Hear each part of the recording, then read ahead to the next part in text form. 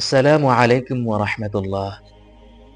আপনারা শুনছেন পবিত্র কোরআন মাজিদের সহজ সরল বাংলা অনুবাদ। আজ দ্বিতীয় পারা থেকে।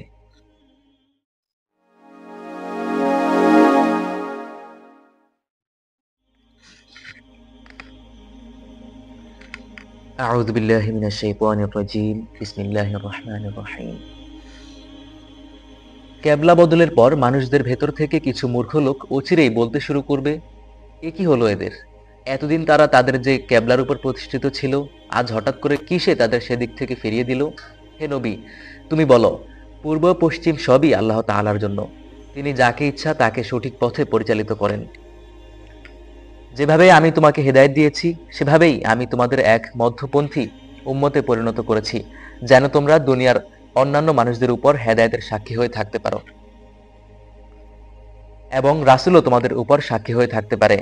যে ক্যাবলার উপর তোমরা এতদিন প্রতিষ্ঠিত ছিলে, আমি তা এ উদ্দেশ্যেই নির্ধারণ করেছিলাম, যাতে করে আমি এই কথাটা জেনে নিতে পারি তোমাদের মধ্যে কে রাসূলের অনুসরণ করে আর কে তার অনুসরণ থেকে ঘাড় ফিরিয়ে নেয়।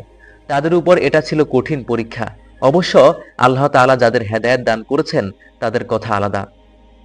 আল্লাহ তাআলা এমন নন যে তিনি তোমাদের ঈমান বিনষ্ট করবেন। অবশ্যই আল্লাহ তাআলা মানুষদের সাথে বড় দয়ালু ও একান্ত মেহেরবান। ক্যাবলা পরিবর্তনের জন্য বারবার আকাশের দিকে তোমার মুখ উঠানো আমি দেখতে পেয়েছি। অতঃপর আমি তোমাকে অবশ্যই এমন এক কিবলার দিকে ফিরিয়ে দিচ্ছি যেটাকে তুমি পছন্দ করো। এখন থেকে তুমি এই মর্যাদা সম্পন্ন মসজিদের দিকে তোমার মুখ ফিরিয়ে নামাজ আদায় করতে থাকবে। তোমরা যেখানেই থাকো না কেন, তোমাদের মুখমণ্ডলগুলোকে সেদিকেই ফিরিয়ে দেবে। এসব লোক যাদের আগেই কিতাব দেওয়া হয়েছিল, তারা ভালো করেই জানে এই ব্যাপারটা তোমার মালিকের পক্ষ থেকে আসা সম্পূর্ণ একটি সত্য ঘটনা। এ সত্ত্বেও তারা এর সাথে যে আচরণ করে যাচ্ছে, আল্লাহ তাআলা তা থেকে মোটেও অনবহিত নন। ইতিপূর্বে যাদের কিতাব দেওয়া হয়েছে তাদের সামনে যদি তুমি দুনিয়ার সব কয়টি প্রমাণ এনে হাজির করো, তারপরও এরা তোমার ক্যাবলার অনুসরণ করবে না, আর এরপর তুমি তাদের ক্যাবলার অনুসরণকারী হতে পারো না। তাছাড়া এদের এক দলও আরেক দলের ক্যাবলার অনুসরণ করে না। আমার পক্ষ থেকে এই জ্ঞান তোমাদের কাছে পৌঁছার পর তুমি যদি তাদের ইচ্ছা আকাঙ্ক্ষার অনুসরণ করো, তাহলে অবশ্যই তুমি জালেমদের দলে শালিম হয়ে যাবে। যাদের আমি কিতাব দান করেছি এরা তাকে ভালো করে চেনে, যেমনই এরা চেনে আপন ছেলেদের। অবশ্যই এদের একদল লোক সব সময়ই জেনে বুঝে সত্য গোপন করার চেষ্টা করে। হে নবী, এ হচ্ছে তোমার মালিকের পক্ষ থেকে আগত একমাত্র সত্য। অতঃপর কোনো অবস্থায় তুমি সন্দেহ পোষণকারীদের দলে শামিল হয়েও না। প্রত্যেক জাতির জন্য ইবাদতের একটা দিক নির্দিষ্ট করা থাকে, যেদিকে সে মুখ করে দাঁড়ায়। তোমরা কল্যাণের কাজে একে অপরের সাথে প্রতিযোগিতা করো, তোমরা যেখানেই থাকো না কেন। কিয়ামতের দিন আল্লাহ তাআলা তোমাদের সবাইকে একই স্থানে এনে হাজির করবেন। অবশ্যই আল্লাহ তাআলা সবকিছুর উপর ক্ষমতাবান। তুমি যে কোনো স্থান থেকেই বেরিয়ে আসো না কেন, নামাজের জন্য মসজিদে হারামের দিকে মুখ ফেরাও, কেননা এটাই হচ্ছে তোমার প্রভুর কাছ থেকে ক্যাবলা সংক্রান্ত সঠিক সিদ্ধান্ত। আর আল্লাহ তাআলা তোমাদের কার্যকরী সম্পর্কে মোটেই উদাসীন নন।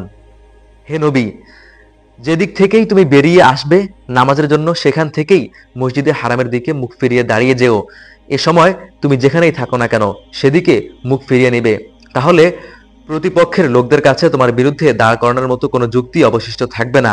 তাদের মধ্যে থেকে যারা বাড়াবাড়ি করে তাদের কথা আলাদা। তোমরা এদের ভয় করো না, ভয় করো আমাকে, যাতে করে আমি তোমাদের উপর আমার নিয়ামত পূর্ণ করে দিতে পারি। আশা করা যায় তোমরা সঠিক পথের সন্ধান পেয়ে যাবে।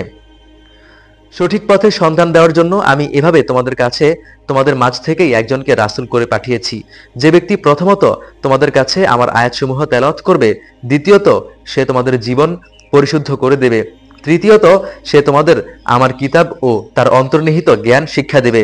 এর সাথে সে তোমাদের এমন বিষয়সমূহের জ্ঞানও শেখাবে যা তোমরা কখনো জানতে না।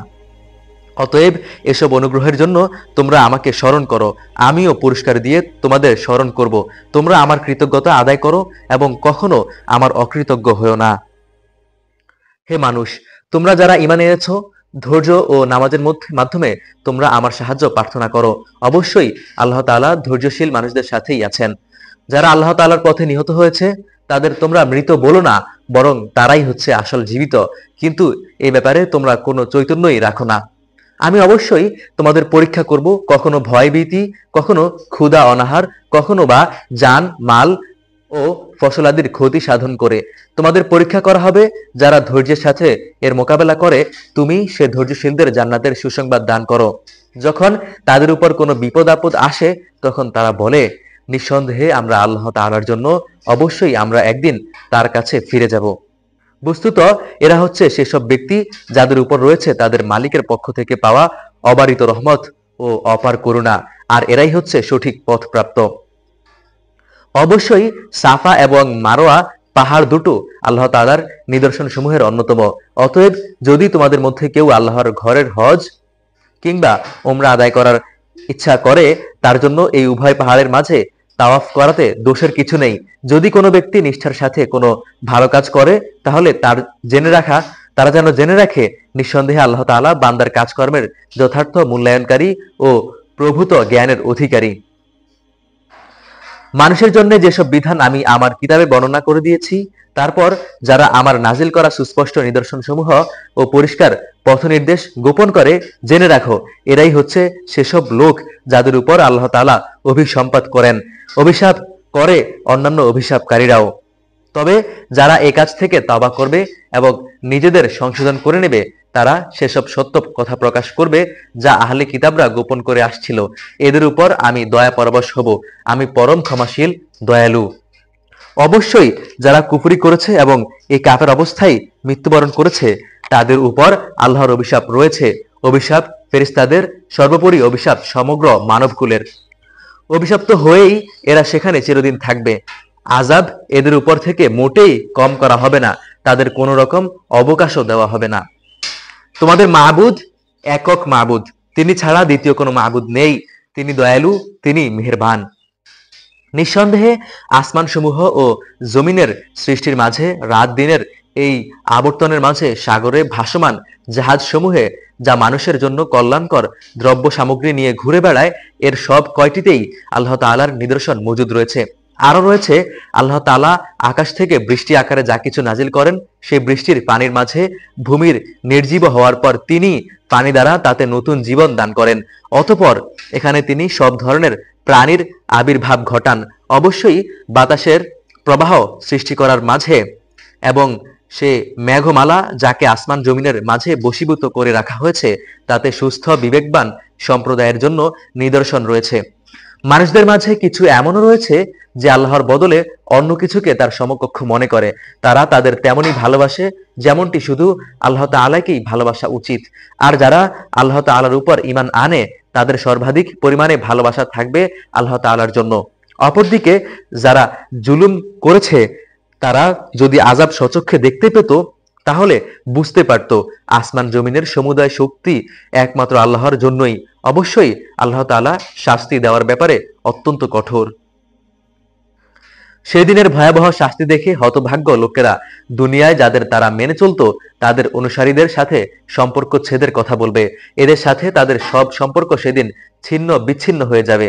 যারা তাদের অনুসরণ করেছে, তারা সেদিন বলবে, আবার যদি একবার আমাদের জন্য পৃথিবীতে ফিরে যাওয়ার সুযোগ থাকতো, তাহলে আজ যেমনই করে তারা আমাদের সাথে সম্পর্কচ্ছেদ করেছে, আমরা সেখানে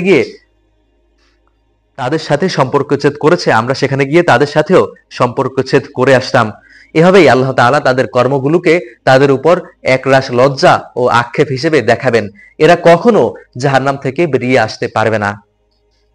হে মানুষ, তোমরা আল্লাহর জমিনে যা কিছু হালাল ও পবিত্র জিনিস আছে তা খাও, এবং কোনো অবস্থায় হালাল হারামের ব্যাপারে শয়তানের পদাঙ্ক অনুসরণ করো না। অবশ্যই সে তোমাদের প্রকাশ্য দুশমন। শয়তানের কাজ হচ্ছে সে তোমাদের সব সময় পাপ ও অশ্লীল কাজের আদেশ দিবে, এবং সে চাইবে যেন আল্লাহ তাআলার নামে তোমরা এমন সব কথা বলতে শুরু করো যে সম্পর্কে তোমরা কিছুই জানো না।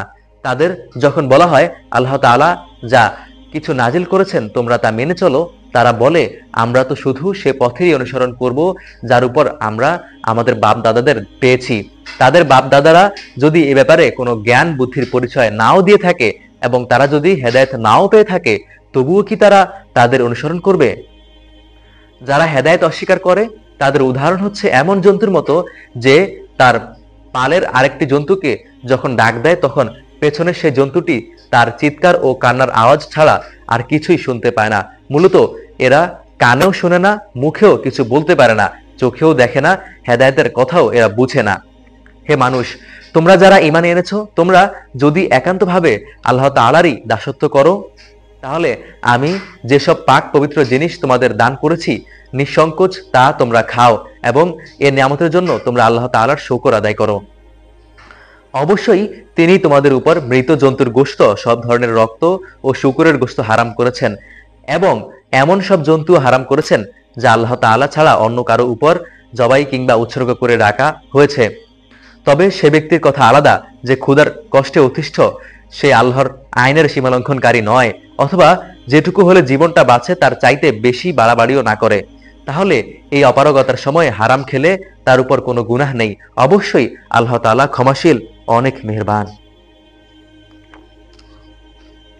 নিঃসন্দেহে যারা আল্লাহর নাজিল করা কিতাবের অংশবিশেষ গোপন করে রাখে এবং সামান্য বৈষয়িক মূল্যে তা বিক্রয় করে দেয়, তারাই হচ্ছে সেসব লোক যারা আগুন দিয়ে নিজেদের পেট ভর্তি করে কিয়ামতের দিন আল্লাহ তাআলা তাদের সাথে কথা বলবেন না, তিনি তাদের পবিত্রও করবেন না। এদের জন্যই রয়েছে ভয়াবহ আযাব। এরাই হচ্ছে সেসব লোক যারা হেদায়েতের বদলে গুমরাহির পথ কিনে নিয়েছে, ক্ষমার বদলে তারা আযাব বেছে নিয়েছে। মনে হচ্ছে জাহান্নামের আগুনের উপর এত ধৈর্য ধারণকারী এরা। এটা এই জন্য যে আল্লাহ তাআলা সত্য দিন সহকারে কিতাব নাজিল করেছেন।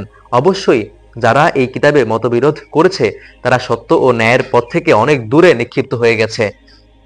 তোমরা তোমাদের মুখমণ্ডল সমূহকে পূর্ব থেকে ফেরাও এবং পশ্চিম দিকে ফেরাও, এতেই কিন্তু সব নেকি নিহিত নেই। তবে আসল নেকি হচ্ছে এই যে একজন মানুষ ঈমান আনবে আল্লাহর উপর, পরকালের উপর, ফেরেশতাদের উপর, আল্লাহর কিতাবের উপর, কিতাবের বাহক নবী রাসূলদের উপর এবং মাল সম্পদের উপর তার নিজের ভালোবাসা থাকা সত্ত্বেও সে তা তার আত্মীয় স্বজন, এতিম, মিসকিন ও পথিক মুসাফিরের জন্য ব্যয় করবে। সাহায্য প্রার্থী দুস্থ মানুষ, সর্বোপরি মানুষদের দাসত্বের বন্দী দশা থেকে মুক্তি করার কাজে ব্যয় করবে এবং নামাজ প্রতিষ্ঠা করবে, দারিদ্র্য বিমোচনের জন্য যাকাত আদায় করবে। তাছাড়াও রয়েছে সেসব পুণ্যবান মানুষ যারা প্রতিশ্রুতি দিলে তা পালন করে, ক্ষুধা দারিদ্র্যের সময়, হক বাতিলের যুদ্ধের সময় এরা ধৈর্য ধারণ করে। মূলত এরাই হচ্ছে সত্যবাদী এবং এরাই হচ্ছে প্রকৃত তাকওয়া অবলম্বনকারী মানুষ। হে মানুষ, তোমরা যারা ঈমান এনেছো, তোমাদের জন্য নরহত্যার ন্যায় বিচার নিশ্চিত করার লক্ষ্যে কেসাস প্রয়োগকে ফরজ করা হয়েছে এবং তা হচ্ছে স্বাধীন ব্যক্তির বদলে স্বাধীন ব্যক্তি দাসের বদলে পাবে, দাস নারীর বদলে নারীর উপর দণ্ড প্রযোজ্য হবে। অবশ্য যে হত্যাকারীকে, যাকে হত্যা করা হয়েছে তার পরিবারের লোকেরা কিংবা যার ভাইয়ের পক্ষ থেকে ক্ষমা করে দেওয়া হয়, তার ক্ষেত্রে কোনো ন্যায়ানুগ পন্থা অনুসরণ করে তা নিষ্পত্তি করতে এটা তোমাদের মালিকের পক্ষ থেকে দণ্ড হ্রাস করার একটা উপায় ও তার একটা অনুগ্রহ মাত্র। এরপর যদি কেউ বাড়াবাড়ি করে তাহলে তার জন্য কঠোর শাস্তি রয়েছে। হে বিবেকবান লোকেরা, আল্লাহ নির্ধারিত এ কেসাস এর বিধান প্রতিষ্ঠার মাঝেই তোমাদের সত্যিকারের জীবন নিহিত রয়েছে। আশা করা যায় এর ফলে তোমরা নরহত্যার অপরাধ থেকে বেঁচে থাকবে। হে ঈমানদার লোকেরা, তোমাদের জন্য এটাও ফরজ করা হয়েছে যে যদি তোমাদের কোনো লোকের মৃত্যু এসে হাজির হয় এবং সে যদি কিছু সম্পদ রেখে যায়, তাহলে ন্যায়ানুগ পন্থায় তা বন্টনের কাজে তার পিতামাতা ও আত্মীয় স্বজনের জন্য ওসিয়তের ব্যবস্থা থাকবে। এটা তাকওয়া অবলম্বনকারীদের উপর একান্ত করণীয়। যারা এটা শুনে নেওয়ার পর নিজেদের স্বার্থে তা পাল্টে নিল, তাদের জানা উচিত এটা বদলানোর অপরাধের দায়িত্ব তাদের উপরই বর্তাবে। যারা একে বদলে দিয়েছে, অবশ্যই আল্লাহ তাআলা সবকিছু শোনেন এবং সবকিছুই তার জানা। অবশ্য কারো যদি ওসিয়তকারীর কাছ থেকে কোনো পক্ষপাতিত্ব কিংবা অবিচারজনিত অন্যায়ের আশঙ্কা থাকে, তাহলে যদি সদিচ্ছা নিয়ে সে মূল বিষয়টির সংশোধন করে দেয়, এতে তার কোনো দোষ হবে না। অবশ্যই আল্লাহ তাআলা ক্ষমাশীল, মেহেরবান। হে মানুষ, তোমরা যারা ঈমান এনেছো, তোমাদের উপর রোজা ফরজ করে দেওয়া হয়েছে, যেমনই করে ফরজ করা হয়েছিল তোমাদের পূর্ববর্তী লোকদের উপর। আশা করা যায় তোমরা এর মাধ্যমে তাকওয়া অর্জন করতে পারবে।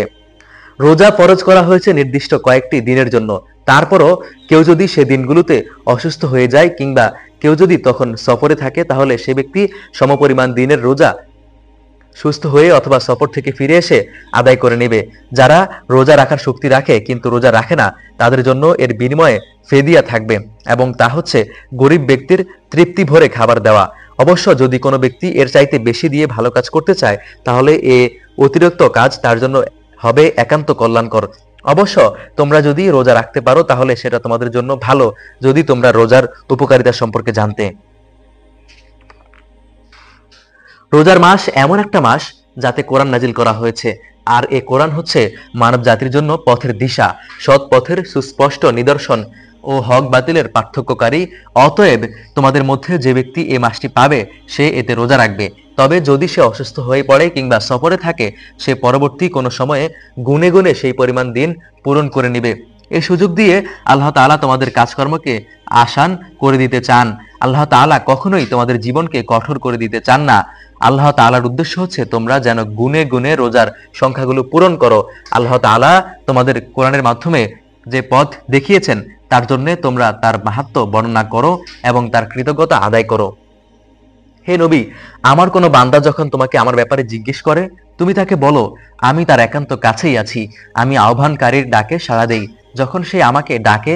তাই তাদেরও উচিত আমার আহ্বানে সাড়া দেওয়া এবং সম্পূর্ণরূপে আমার উপর ঈমান আনা। আশা করা যায় তারা কঠিন সঠিক পথের সন্ধান পাবে। রোজার মাসের রাতের বেলায় তোমাদের স্ত্রীদের কাছে যৌন মিলনের কাছে যাওয়া তোমাদের জন্য হালাল করে দেওয়া হয়েছে। আসলে তোমাদের নারীরা যেমনই তোমাদের জন্য পোশাক স্বরূপ, ঠিক তোমরাও তাদের জন্য পোশাক স্বরূপ।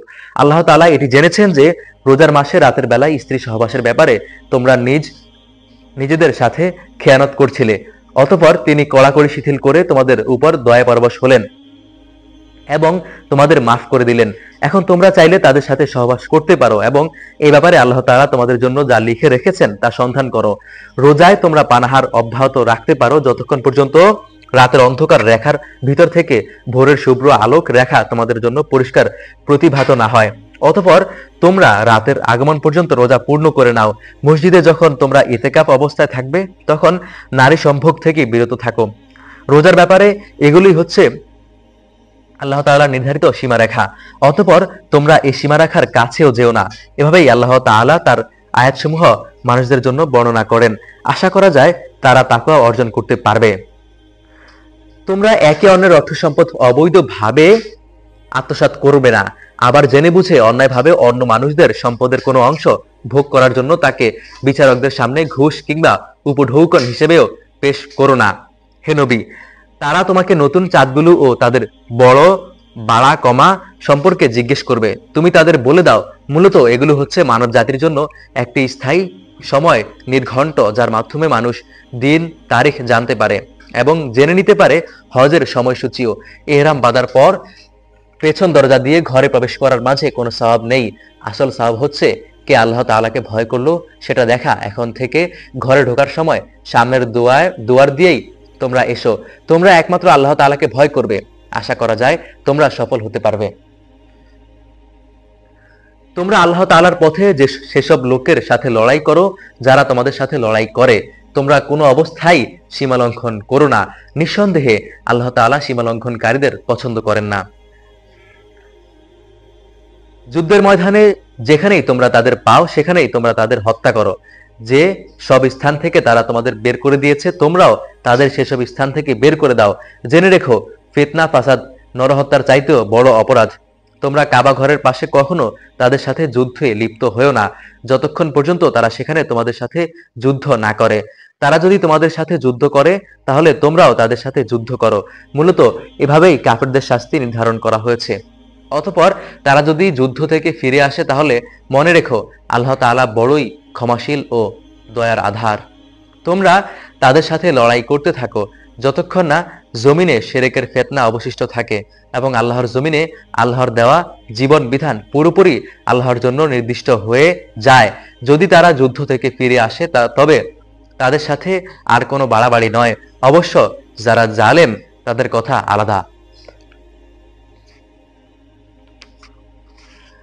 একটি সম্মানিত মাসের বদলেই একটি সম্মানিত মাস আশা করা যায়, কিন্তু এই সম্মানিত মাসসমূহে প্রতিশোধ বৈধ হবে। এ সময় যদি কেউ তোমাদের উপর বাড়াবাড়ি করে তাহলে তোমরাও তার উপর তেমনি হস্ত প্রসারিত করো, যেমনি করে তারা তোমাদের উপর বাড়াবাড়ি করেছে। তবে সর্বদাই তাকওয়া অবলম্বন করতে থাকো। জেনে রাখো, যারা সীমালঙ্ঘন থেকে বেঁচে থাকে আল্লাহ তাআলা তাদের সাথেই রয়েছেন। তোমরা আল্লাহর পথে অর্থ সম্পদ ব্যয় করো, সম্পদ আঁকড়ে ধরে নিজেদের হাতেই নিজেদের ধ্বংসের অতলে নিক্ষেপ করো না, এবং তোমরা মানুষদের সাথে অনুগ্রহ করো। অবশ্যই আল্লাহ তাআলা অনুগ্রহকারী ব্যক্তিদের ভালোবাসেন। তোমরা আল্লাহ তাআলার সন্তুষ্টির জন্য হজ ও ওমরা পালন করো। পথে যদি তোমাদের কোথাও আটকে দেওয়া হয়, তাহলে সেই স্থানে কোরবানির জন্য যা কিছু সহজভাবে হাতের কাছে পাওয়া যায় তা দিয়েই কোরবানি আদায় করে নাও। তবে কোরবানির পশু তার নির্দিষ্ট গন্তব্যস্থলে পৌঁছার আগ পর্যন্ত তোমরা তোমাদের মাথা মুন্ডন করো না। যদি তোমাদের মধ্যে কোনো ব্যক্তি অসুস্থ হয়ে পড়ে, অথবা যদি তার মাথায় কোনো রোগ থাকে যে কারণে আগেই তার মাথা মুন্ডন করা প্রয়োজন, তাহলে সে যেন এর বিনিময়ে ফিদিয়া আদায় করে, এবং তা হচ্ছে কিছু রোজা রাখা অথবা অর্থ দান করা কিংবা কোরবানি আদায় করা। অতঃপর তোমরা যখন নিরাপদ হয়ে যাবে, তখন তোমাদের কেউ যদি একসাথে হজ ও ওমরা আদায় করতে চায়, তার উচিত তার জন্য যা সহজলভ্য তা দিয়ে কোরবানি আদায় করা। যদি কোরবানি করার মতো কোনো পশু সে না পায়, তাহলে সে যেন হজের সময়কালে 3টি এবং তোমরা যখন বাড়ি ফিরে আসবে তখন 7টি, সর্বমোট পূর্ণ 10টি রোজা রাখে। এই সুবিধা শুধু তাদের জন্য যার পরিবার পরিজন আল্লাহর ঘরের আশেপাশে বর্তমান নেই। তোমরা আল্লাহকেই ভয় করো। জেনে রাখো, আল্লাহ তাআলা কঠোর আযাব প্রদানকারী বটে। হজের মাসসমূহ সুপরিচিত ও সুনির্দিষ্ট। অতঃপর সে সময়গুলোর মধ্যে যে ব্যক্তি হজ আদায় করার মনস্থ করবে, সে যেন জেনে রাখে হজের ভেতর কোনো যৌন সম্ভোগ নেই, নেই কোনো মন্দ কাজ ও ঝগড়াঝাটি। তোমরা যা ভালো কাজ করো আল্লাহ তাআলা তা জানেন। হজের নিয়ত করলে এর জন্য তোমরা পাথে জোগাড় করে নেবে। নিঃসন্দেহে তাকওয়া হচ্ছে মানুষের সর্বোৎকৃষ্ট পাথে। অতএব হে বুদ্ধিমান মানুষেরা, তোমরা আমাকেই ভয় করো। হজের এই সময়গুলোতে যদি তোমরা তোমাদের মালিকের অনুগ্রহ তালাশ করতে গিয়ে তো কোনো ব্যবসা বাণিজ্য করতে চাও, তাতে তোমাদের উপর কোনো দোষ নেই। অতঃপর তোমরা যখন আরাফাতের ময়দান থেকে ফিরে আসবে, তখন মুজদালেফায় মাশআরে হারাম এর কাছে এসে আল্লাহকে স্মরণ করো, ঠিক যেমনি করে আল্লাহ তাআলা তোমাদের তাকে ডাকার পথ বলে দিয়েছেন। যদিও ইতিপূর্বে তোমরা পথভ্রষ্টদের দলে শামিল ছিলে, তারপর তোমরা সেই স্থান থেকে ফিরে এসো যেখান থেকে অন্য হজ পালনকারী ব্যক্তিরা ফিরে আসে। নিজেদের ভুল ভ্রান্তির জন্য আল্লাহ তাআলার কাছে ক্ষমা প্রার্থনা করো। নিঃসন্দেহে আল্লাহ তাআলা গুনাহ খাতা মাফ করে দেন। তিনি বড়ই দয়ালু। যখন তোমরা তোমাদের হজের যাবতীয় আনুষ্ঠানিকতা শেষ করে নেবে, তখন এখানে বসে আগের দিন যেভাবে তোমরা তোমাদের পূর্বপুরুষদের গৌরবের কথা স্মরণ করতে, তেমনি বরং তার চাইতে বেশি পরিমাণে আল্লাহকে স্মরণ করো। মানুষদের ভেতর এমন আছে যারা বলে, হে আমাদের রব, সব ভালো জিনিস তুমি আমাদের দুনিয়াতেই দিয়ে দাও। হ্যাঁ, যারা এ ধরনের কথা বলে তাদের জন্য পরকালে আর কোনো পাওনাই বাকি থাকবে না। আবার তাদের মধ্যে এমনও আছে যারা বলে, হে আমাদের রব, তুমি এই দুনিয়ায় আমাদের কল্যাণ দাও পরকালেও। সেদিনের বড় কল্যাণ হিসেবে তুমি আমাদের আগুনের আযাব থেকে বাঁচাও। এই ধরনের লোকদের জন্য তাদের নিজ নিজ অর্জন মোতাবেক তাদের যথার্থ হিস্সা নির্ধারিত রয়েছে।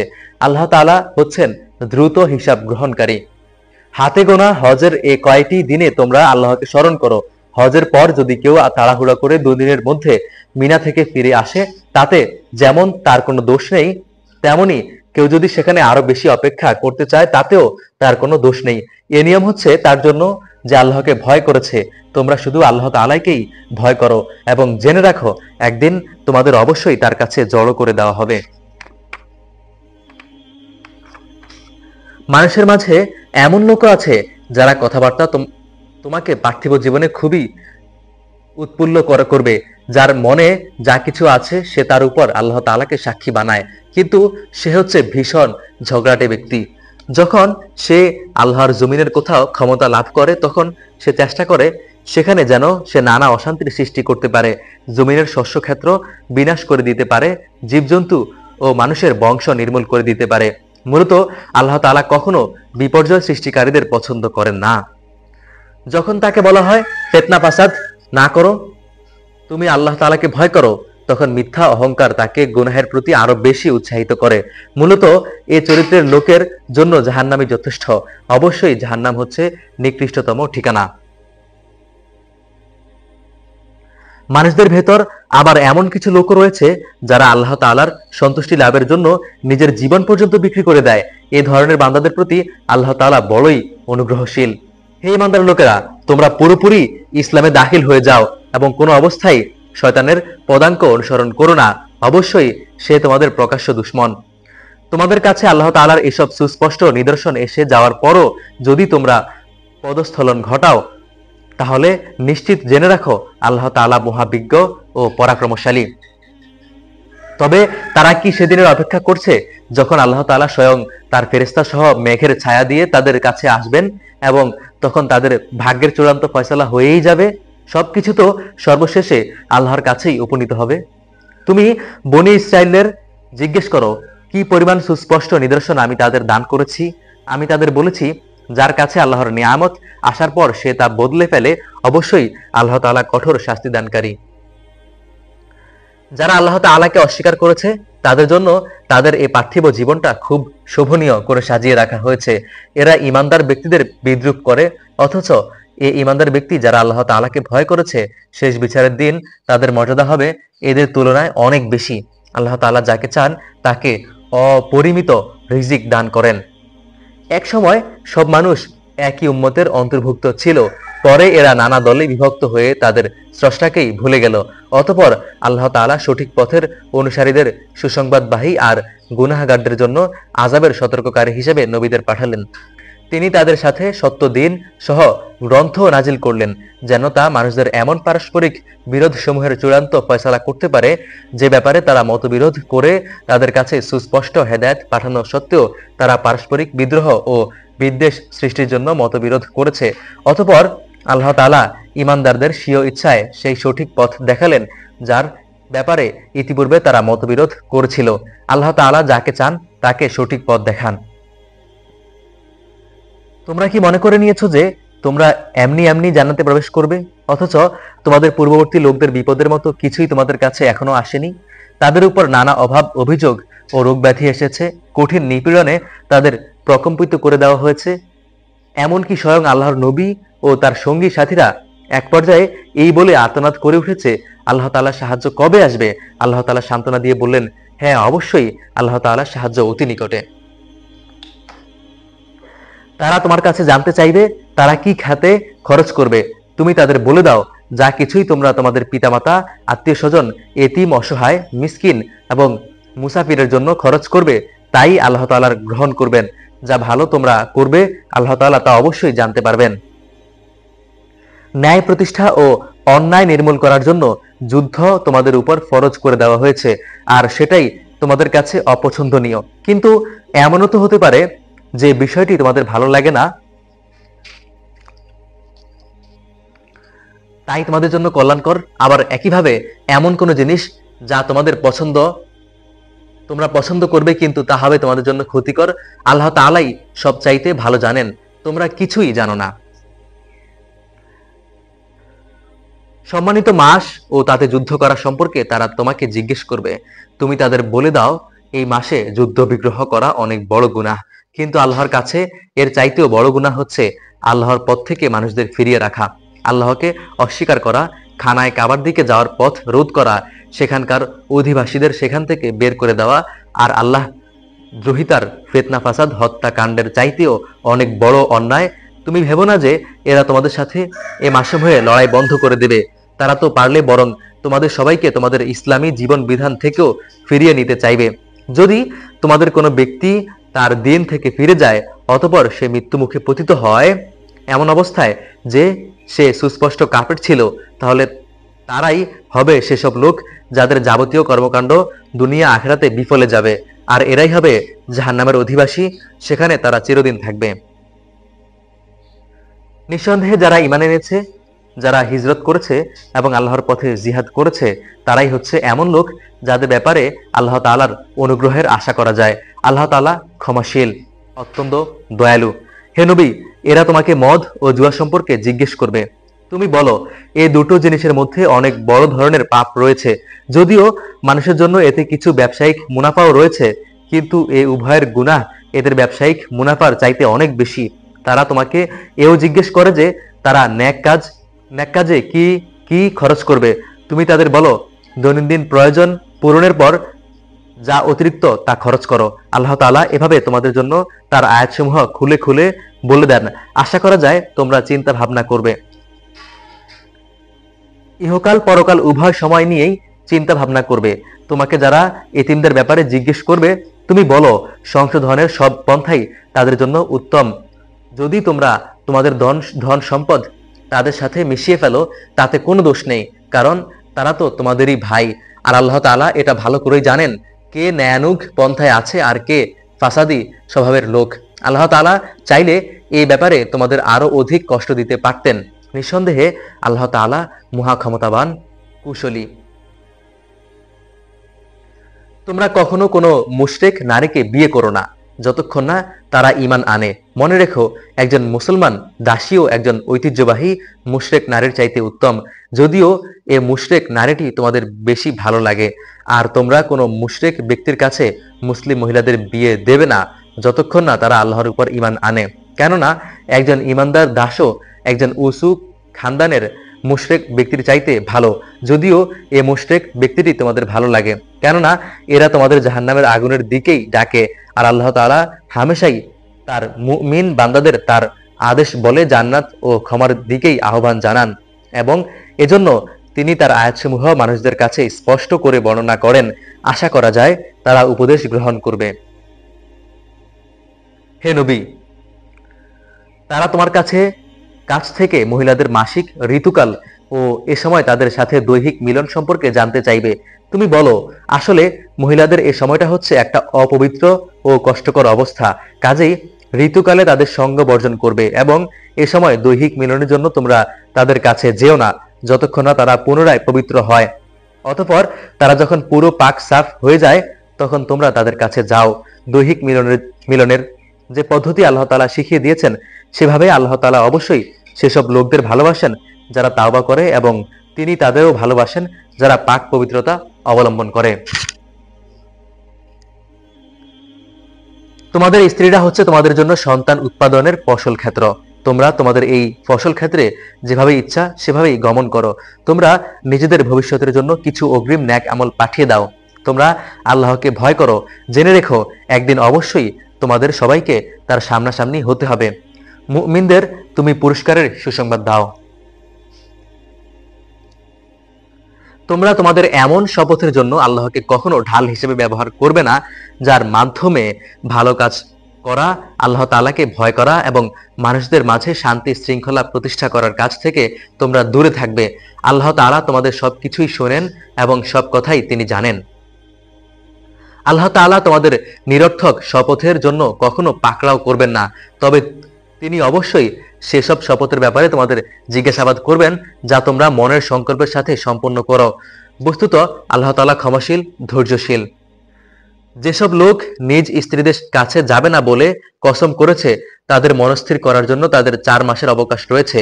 এ সময়ের ভেতর যদি তারা তাদের কসম থেকে ফিরে আসে তাহলে জেনে রাখো আল্লাহ তাআলা ক্ষমাশীল ও দয়াবান। তারা যদি স্ত্রীদের তালাক দেওয়ার সিদ্ধান্ত করে তাহলে তারা যেন জেনে রাখে আল্লাহ তাআলা সব শুনেন, জানেন। তালাকপ্রাপ্তা মহিলারা যেন 3টি মাসিক ঋতু অথবা ঋতু থেকে পবিত্র থাকার 3টি মুদ্দত পর্যন্ত নিজেদের পুনরায় বিয়ে থেকে দূরে রাখে। তাদের গর্ভাশয়ে আল্লাহ তাআলা যা কিছু সৃষ্টি করেছেন তা গোপন করা তাদের পক্ষে ন্যায়সঙ্গত হবে না যদি তারা আল্লাহ তাআলা এবং পরকালের উপর ঈমান রাখে। এ সময়ের ভেতর তাদের ফিরিয়ে নেওয়ার ব্যাপারে তাদের স্বামীদের অধিকার অবশ্য একটু বেশি। যদি তারা উভয়ে পরস্পর মিলেমিশে চলতে চায়, পুরুষদের উপর নারীদের যেমন ন্যায়ানুগ অধিকার রয়েছে তেমনই রয়েছে নারীদের উপর পুরুষদের অধিকার। অর্থনৈতিক দায়িত্বের কারণে তাদের উপর পুরুষের মর্যাদা একমাত্রা বেশি। আল্লাহ তাআলা বিপুল ক্ষমতার মালিক, তিনি পরম কুশলী। যে তালাক থেকে ফিরে আসা যায় সে তালাক 2 বার অতঃপর বিধান হচ্ছে মর্যাদার সাথে তাকে বিয়ের বন্ধনে রেখে দেওয়া অথবা সদয় তার সাথে তাকে চলে যেতে দেওয়া। তোমাদের জন্য এটা কোনো অবস্থাতেই ন্যায়সঙ্গত নয় যে বিয়ের আগে যা কিছু তোমরা তাদের দিয়েছো তা তাদের থেকে ফিরিয়ে নেবে। তবে আল্লাহর নির্দিষ্ট সীমারেখার ভেতর থেকে স্বামী স্ত্রী একত্রে জীবন কাটাতে পারবে না, এমন আশঙ্কা যদি দেখা যায় তখন আল্লাহ আলাদা হয়ে যাওয়াটাই উত্তম। এমন অবস্থায় যদি তোমাদের ভয় হয় যে এরা আল্লাহর বিধানের গণ্ডির ভেতর থাকতে পারবে না, তাহলে স্ত্রী যদি স্বামীকে কিছু বিনিময় দেয় এবং তা দিয়ে বিচ্ছেদ ঘটিয়ে নেয়, তাহলে তাদের উভয়ের উপর এটা কোনো দূষণীয় বিষয় হবে না। জেনে রাখো, এটা হচ্ছে আল্লাহর নির্ধারিত সীমারেখা, তা কখনো অতিক্রম করো না। আর যারা আল্লাহর দেওয়া সীমারেখা লঙ্ঘন করে তারাই হচ্ছে জালেম। তৃতীয়বার যদি সে তাকে তালাক দিয়ে দেয়, তাহলে এ স্ত্রী তার জন্য তারপর আর বৈধ থাকবে না। হ্যাঁ, যদি তাকে অপর কোনো স্বামী বিয়ে করে এবং নিয়ম মাফিক তাকে তালাক দেয় এবং পরে তারা যদি মনে করে তারা এখন স্বামী স্ত্রীর অধিকার সম্পর্কে আল্লাহর সীমারেখা মেনে চলতে পারবে, তাহলে পুনরায় বিয়ে বন্ধনে ফিরে আসতে তাদের উপর কোনো দোষ নেই। এটা হচ্ছে আল্লাহর বেঁধে দেওয়া সীমারেখা। যারা এই সম্পর্কে জানে, আল্লাহ তাআলা তাদের জন্য এই নির্দেশ সুস্পষ্ট করে পেশ করেন। যখন তোমরা স্ত্রীদের তালাক দাও এবং তারা যখন তাদের ইদ্দতের অপেক্ষার সময় পূর্ণ করে নেয়, তখন হয় মর্যাদার সাথে তাদের ফিরিয়ে আনো, নতুবা ভালোভাবে তাদের বিদায় করে দাও।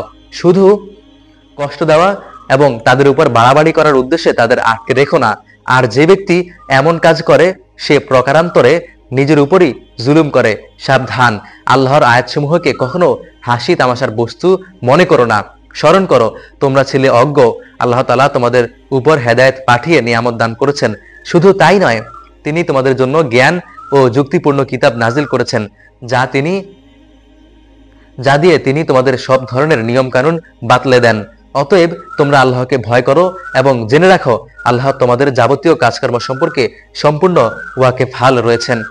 যখন তোমরা তোমাদের স্ত্রীদের তালাক দিয়ে দাও, অতঃপর তালাকপ্রাপ্ত স্ত্রীরাও তাদের অপেক্ষার সময়টুকু শেষ করে নেয়, তখন তোমরা তাদের আগের স্বামীদের সাথে বিয়ের ব্যাপারে বাধা দিও না, বিশেষ করে যখন তারা বিয়ের জন্য সম্মানজনকভাবে কোনো ঐক্যমতে পৌঁছে যায়।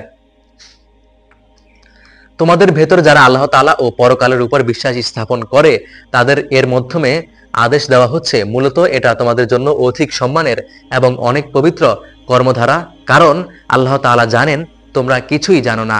মায়েরা পুরো 2 বছরই তাদের সন্তানকে বুকের দুধ খাওয়াবে। এ নিয়ম তার জন্য যে ব্যক্তি সন্তানের দুধ খাওয়ানোটা পুরোপুরি আদায় করতে চায়।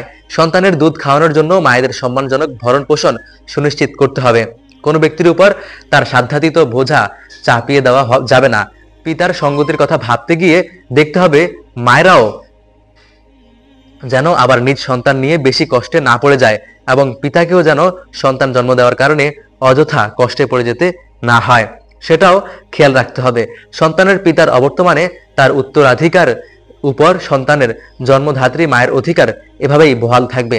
তবে কোনো পর্যায়ে তারা উভয়ে যদি পারস্পরিক সম্মতি ও পরামর্শের ভিত্তিতে আগে ভাগেই সন্তানের দুধ ছাড়িয়ে নিতে চায়, তাতেও তাদের উপর কোনো দোষের কিছু নেই।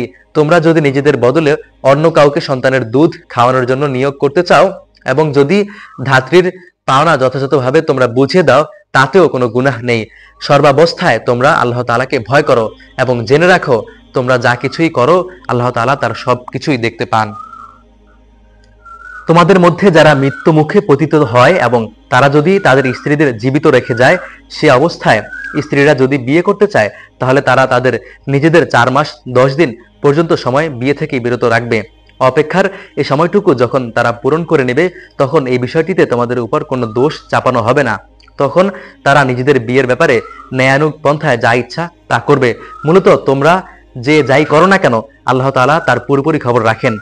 এমনকি সে অপেক্ষার সময় শেষ হওয়ার আগেও তোমরা কেউ যদি তাদের বিয়ে করার জন্য পয়গাম পাঠাও কিংবা তেমন কোনো ইচ্ছা যদি তোমরা নিজেদের মনের ভেতর লুকিয়ে রাখো, তাতেও তোমাদের উপর কোনো দোষ নেই। কেননা আল্লাহ তাআলা এটা ভালো করে জানেন। তাদের কথা তোমরা বারবার স্মরণ করো, কিন্তু সাবধান, আড়ালে আবডালে থেকে গোপনে তাদের বিয়ের কোনো প্রতিশ্রুতি দিও না। তাদের সাথে কখনো তোমাদের কথা বলতে হলে তা বলবে সম্মানজনক পন্থায়। তার অপেক্ষায় আল্লাহর নির্ধারিত ইদ্দত শেষ হবার আগে কখনো তার সাথে বিয়ের সংকল্প করো না। জেনে রেখো, তোমাদের মনের সব ইচ্ছা অভিসন্ধির কথা কিন্তু আল্লাহ তাআলা ভালো করে জানেন। অতএব তোমরা একমাত্র তার থেকেই সতর্ক হও এবং এও জেনে রেখো, আল্লাহ তাআলা অত্যন্ত ক্ষমাশীল, ধৈর্যশীল।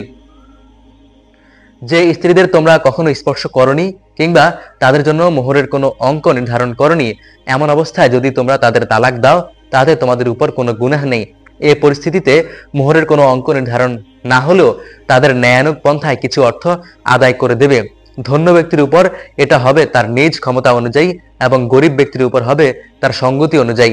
এটা নেককার লোকদের উপর স্ত্রীদের একটা অধিকার বটে। যদি এমন হয় তোমরা তাদের শারীরিকভাবে স্পর্শ করার আগেই তালাক দিয়েছো এবং মোহরের অঙ্ক নির্ধারিত করে নিয়েছো, তাহলে তাদের জন্য পরিমাণ থাকবে নির্ধারিত মোহরের অর্ধেক, যা আদায় করে দিতে হবে।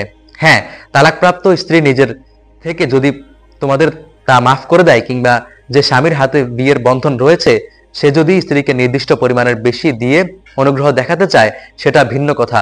তোমরা যদি অনুগ্রহ করো তাহলে তা হবে তাকওয়ার একান্তই কাছাকাছি। কখনো একে অপরের প্রতি দয়া ও সহৃদয়তা দেখাতে ভুলো না, কারণ তোমরা কে কি করো তার সবকিছুই আল্লাহ তাআলা দেখেন। তোমরা নামাজ সমূহের উপর একান্ত যত্নবান হও, বিশেষ করে মধ্যবর্তী নামাজের ব্যাপারে, এবং তোমরা আল্লাহর জন্য বিনীতভাবে দাঁড়িয়ে থেকো। অতঃপর যদি তোমরা ভীতিপ্রদ কোনো অবস্থার সম্মুখীন হও, তখন প্রয়োজনে তোমরা নামাজ পড়বে পায়ের উপর দাঁড়িয়ে কিংবা শাওয়ারের উপর থাকা অবস্থায়। তারপর তোমরা যখন নিরাপদ হয়ে যাবে তখন আল্লাহ তাআলাকে স্মরণ করো, যেভাবে তিনি তোমাদের তাকে স্মরণ করার নিয়ম শিখিয়েছেন, যার কিছুই তোমরা ইতিপূর্বে জানতে না। তোমাদের মধ্য থেকে যদি কেউ মৃত্যুমুখে পতিত হয় এবং সে স্ত্রীদের রেখে যায়, তার উত্তরসূরিদের জন্য তার ওসিয়ত থাকবে যেন তারা 1 বছর পর্যন্ত তারা তাদের স্ত্রীদের ব্যয়ভার বহন করে। কোনো অবস্থায় ভিটে মাটি থেকে তাদের যেন বের করে না দেয়। হ্যাঁ, যদি তারা নিজেরাই বের হয়ে যায় এবং তারা নিজেদের ব্যাপারে কোনো ভিন্ন সিদ্ধান্ত করে কোনো সম্মানজনক ব্যবস্থা করে নেয়, তাহলে এজন্য তোমাদের উপর কোনো দোষ পড়বে না। আল্লাহ তাআলা পরাক্রমশালী, তিনি বিজ্ঞ, কুশলীও। তালাকপ্রাপ্তা মহিলাদের জন্য ন্যায়সঙ্গত ভরণ পোষণ পাওয়ার অধিকার থাকবে। যারা তাকওয়া অবলম্বন করে, এটা তাদের উপর স্ত্রীদের অধিকার। এভাবেই আল্লাহ তাআলা তার আয়াতগুলো তোমাদের জন্য সুস্পষ্ট করে বলে দিচ্ছেন। আশা করা যায় তোমরা অনুধাবন করবে। তুমি কি তাদের পরিণতি দেখোনি, যারা মৃত্যুর ভয়ে নিজেদের ভিটেমাটি ছেড়ে বেরিয়ে এসেছিল, অথচ তারা সংখ্যায় ছিল হাজার হাজার। এ কাপুরুষোচিত আচরণের জন্য আল্লাহ তাআলা তাদের বললেন, তোমরা নিপাত হয়ে যাও। এরপর তিনি তাদের পুনরায় জীবন দান করলেন। আল্লাহ তাআলা মানুষদের উপর সর্বদাই অনুগ্রহশীল, কিন্তু মানুষদের অধিকাংশই এজন্য আল্লাহ তাআলার কৃতজ্ঞতা আদায় করে না।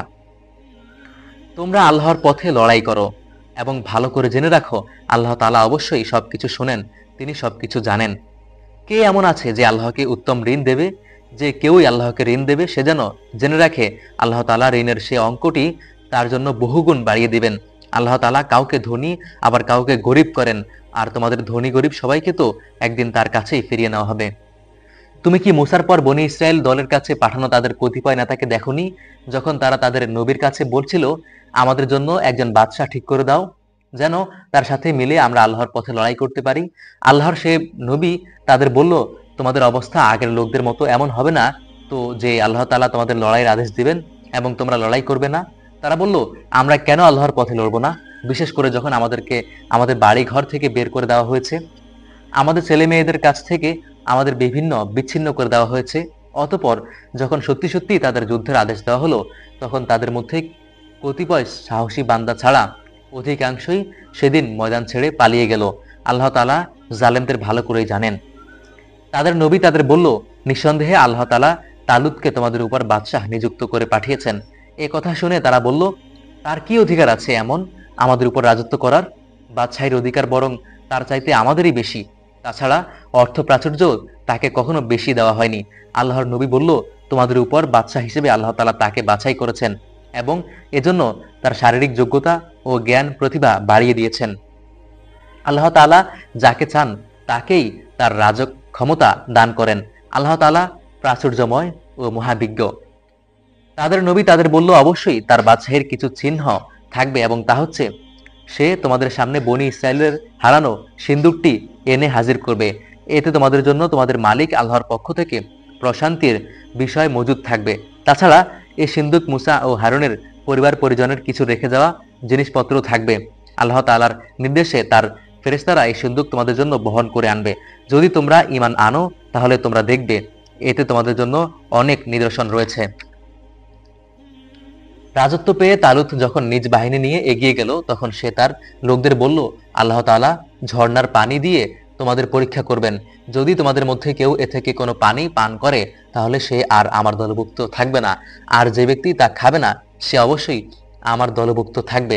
যদি কেউ তার হাত দিয়ে সামান্য এক আজলা পানির পান করে তা ভিন্ন কথা, অতঃপর সেখানে গিয়ে হাতে গোনা কয়েকজন লোক ছাড়া আর সবাই তৃপ্তি ভরে পানি পান করে নিল। এই কয়জন লোক যারা তার কথায় তার সাথে ঈমান এনেছিল, তারা এবং তালুত যখন নদী পার হয়ে এগিয়ে গেল, তখন তারা নিজেদের দীনতা দেখে বলে উঠল, হে আল্লাহ, আজ জালুত এবং তার বিশাল বাহিনীর মোকাবেলা করার শক্তি আমাদের নেই। তাদের সাথে বন্ধু যারা জানতো তাদের আল্লাহর সামনে হাজির হতে হবে। তারা বলল, ইতিহাসে এমন অনেকবারই দেখা গেছে আল্লাহর সাহায্য নিয়ে একটি ক্ষুদ্র দলও বিশাল বাহিনীর উপর জয়ী হয়েছে, কেননা আল্লাহ তাআলা ধৈর্যশীলদের সাথেই থাকেন। তারপর যখন সে তার সৈন্য নিয়ে জালুতের মোকাবেলা করার জন্য দাঁড়ালো, তখন তারা আল্লাহর কাছে সাহায্য চেয়ে বলল, হে আমাদের রব, তুমি আমাদের সবরের তাওফিক দান করো, দুশমনের মোকাবেলায় আমাদের কদমগুলোকে দৃঢ় রাখো এবং অবিশ্বাসী কাফেরদের মোকাবেলায় তুমি আমাদের সাহায্য করো। অতঃপর তারা আল্লাহর ইচ্ছায় তাদের পর্যদুস্ত করে দিল এবং দাউদ জালুতকে হত্যা করল। আল্লাহ তাআলা তাকে দুনিয়ার রাজত্ব দান করলেন এবং তাকে রাজত্বের কৌশল শিক্ষা দিলেন এবং তিনি তাকে নিজ ইচ্ছামতো আরো বহু বিষয়ের জ্ঞান দান করলেন। আসলে আল্লাহ তাআলা যদি যুগে যুগে একদল লোককে দিয়ে আরেকদল লোককে শায়েস্তা না করতেন, তাহলে এই ভূখণ্ড ফিতনা ফাসাদে ভরে যেত। কিন্তু আল্লাহ তাআলা সৃষ্টিকুলের উপর বড়ই অনুগ্রহশীল। এসব ঘটনা আল্লাহর একটা নিদর্শন, যা যথাযথভাবে আমি তোমাকে শুনিয়েছি। তুমি অবশ্যই আমার পাঠানো রাসূলদের একজন।